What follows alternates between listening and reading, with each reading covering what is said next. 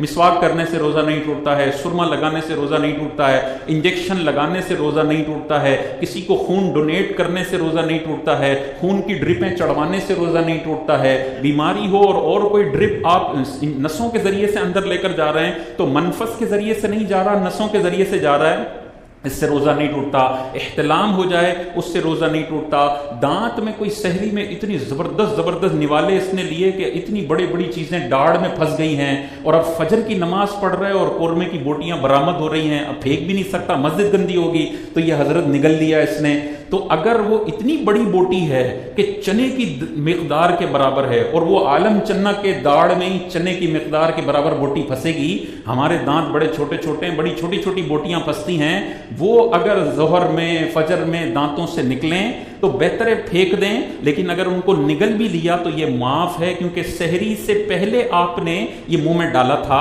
ویسے باہر سے تو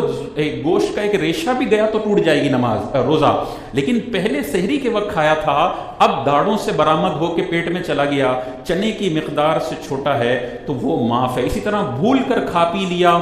پہلا روزہ ہوتا ہے اور لوگوں کو عموماً یاد نہیں ہوتا، چائے بھی چل رہی ہے، پانی بھی چل رہا ہے، خصوصاً وہ جو اکیلے رہتے ہیں یا بیرون ملک ہیں، چائے چل رہی ہے، پانی چل رہا ہے، پھر بعض اوقات عصر میں یاد آتا ہے کہ پورا مست سارا کھانا کھایا اور اب یاد آ رہا ہے کہ روزہ تھا، تو کوئی مسئلہ نہیں ہے۔ حدیث میں آیا کہ اگر بھولے سے کوئی کھا پی لے تو اسے چاہیے کہ اپنا روزہ پورا کرے کہ اسے اللہ نے کھلایا اور پلایا ہے۔ یہ بھولا اس لیے کہ اللہ چاہتا تھا کہ یہ کچھ کھا پی لے، سحری اچھی نہیں ہوئی، کھا پی لے اور پھر یہ روزہ پورا کر لے۔ ہمارے لیے اس میں کیا ہے، اگر ہمیں کوئی چائے پیتا ہوا نظر آ رہا ہے اور ہمیں پتہ ہے بھول کر پی رہا ہے تو دو صورتیں ہیں۔ اگر وہ کمزور 1.5 پسلی ہے اور ہمیں لگتا ہے کہ یار یہ اگر نہیں کھائے گا تو روزہ کیسے پورا کرے گا، تو کھانے دیں اس کو بیچارے کو، جب پوری پلیٹ کمپلیٹ کر لے پھر آپ اس کو بولیں بھائی روزے سے تھے تم، اب دھیان رکھنا اب نہیں کھانا۔ لیکن کوئی تڑنگا ہے، مضبوط آدمی ہے، وہ کھا رہا ہے اور آپ نے دیکھ لیا تو فوراً اس کو یاد دلاؤ کہ بھائی چھوڑ دے تو روزے سے ہے، اس کے منہ میں جو ہے وہ نکال دے، باقی جو پیٹ میں چلا گیا وہ معاف ہے۔ اب یہ بہت سارے لوگوں کو نفسیاتی بیماری ہے، اتنے سوال ہمارے پاس آتے ہیں، مفتی صاحب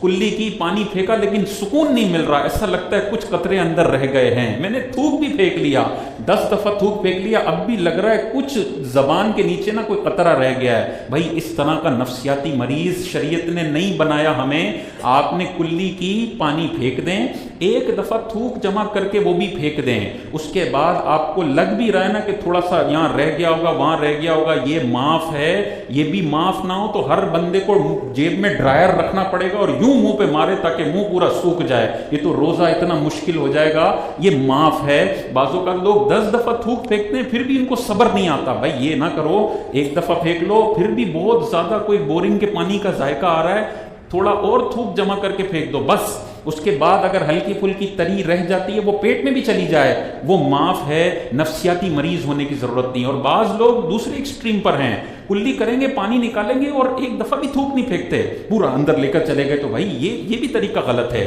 کم از کم تھوڑا تھوک جمع کر کے ایک دفعہ تو پھینکو تاکہ اتنے سارے جو منہ میں کلی والے قطرات تھے جو ایک بار میں نہیں نکلے وہ ایک تھوک میں نکل جائیں گے۔ لیکن 10 بار تھوک پھینکنا یہ نفسیاتی مرض کی علامت ہے۔ منہ میں خون نکلا مسوڑوں سے، بہت سارے لوگوں کو یہ مسئلہ ہوتا ہے، منہ میں سے خون نکلتا ہے، تو خون اگر نکلا اور گلے میں اس کا کڑوا کڑوا ذائقہ محسوس ہوا، خون نیچے اتر گیا تو یہ خون بھی روزے کو توڑ دے گا۔ تھوڑا سا نکلا کہ ذائقہ محسوس نہیں ہو رہا، اس سے روزہ نہیں ٹوٹتا ہے۔ تھوڑی سی ڈکار بعض اوقات آ جاتی ہے، سحری میں قورمہ کھایا تھا، ظہر میں وہ ڈکار ریپیٹ ہوئی، قورمے کے ذائقے بھی ریپیٹ ہو گئے، تو ان ذائقوں کے ریپیٹ ہونے سے تکھا تکھا تو لگتا ہے لیکن اس سے روزے کا ٹوٹنے کا تعلق نہیں ہے۔ بعض اوقات تھوڑی سی باہر بھی آ جاتی ہے، بندہ نگل لیتا ہے، اس سے مسئلہ نہیں ہے۔ آنسو ہے، کوئی بندہ رو رہا ہے اور منہ میں آنسو جا رہے ہیں، قطرہ 2 قطرہ گئے معاف ہے، لیکن اتنے آنسو پی گیا یہ کہ جس سے منہ میں نمکینی محسوس ہو، پسینہ منہ میں چلا گیا اور نمکینی محسوس ہو رہی ہے، اس پسینے اور آنسو سے بھی روزہ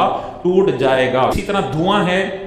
انٹینشنلی دھواں اندر کھینچا، روزہ ٹوٹ جائے گا۔ اور کراچی کی سڑکوں پر زبردست دھوئیں آپ کو نظر آ رہے ہیں، وہ سانس کے ذریعے آٹومیٹکلی اندر چلے گئے، اس سے روزہ نہیں ٹوٹتا۔ لہٰذا سگریٹ کسی نے پی روزہ ٹوٹ جائے گا، لیکن سگریٹ پینے والے کے برابر میں بندہ کھڑا ہوا ہے، وہ فیض لے رہا ہے اس سے، کیونکہ اس کو سانس تو لینا ہے اور اس کو بھی شرم نہیں آ رہی، اس کے منہ پہ دھوئیں مار رہا ہے۔ وہ جو سانس لے کر جا رہا ہے وہ سگریٹ کی نیت نہیں ہے، وہ تو زندہ رہنے کے لیے سانس لے رہا ہے، اس کے سانس لینے سے روزے پہ فرق نہیں پڑے گا۔ اسٹیم اگر لیتا ہے، اسٹیم سے دھواں اندر انٹینشنلی ڈال رہا ہے روزہ ٹوٹ جائے گا. انہیلر کوئی لیتا ہے, ہوا اندر جا رہی ہے, انہیلر میں دوائی بھی ہوتی ہے, یہ روزے کو توڑ دے گی. تو انٹینشنلی دھواں گیا روزہ ٹوٹ جائے گا, ان انٹینشنلی گاڑیوں کے دھوئیں چلے گئے, سگریٹوں کے دھوئیں, کسی اور کے دھوئیں چلے گئے, اس سے روزے کے ٹوٹنے پہ کوئی فرق نہیں پڑتا.